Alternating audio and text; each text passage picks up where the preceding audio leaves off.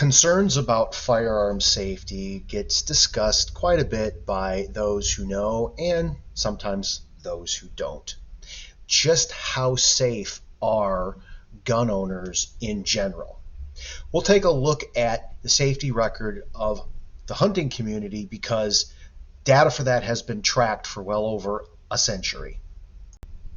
Let's begin by looking at injury rates of other sports. These statistics were provided by the National Health Statistics Report, which investigated 8.6 million sports and recreation-related injuries.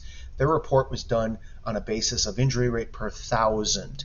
Comparing this to hunters, we need to look at it injury rate per 100,000. So multiply these numbers by 100 for a basis of comparison. Formal hunter education programs began in various parts of the United States around the mid-20th century. Back then, it was common for hunters to have about 14 firearm mishaps for every 100,000 taking the field. When Wisconsin first enacted its formal program, they made it a requirement for all hunters born in 1973 and later to take hunter's education. By 1985, hunters had about 11 firearm mishaps per 100,000 hunters. By the beginning of the 21st century, it was common throughout the United States for hunters to have about 7 firearm mishaps per 100,000 hunters.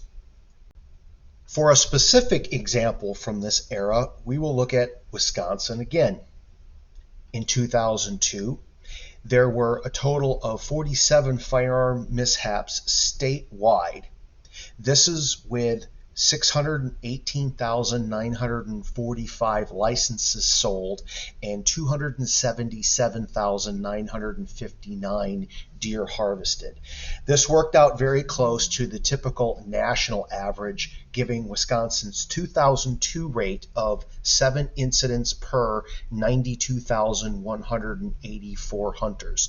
I'll remind you again, golf is right around 180 incidents per 100,000 participants. This trend has continued on since.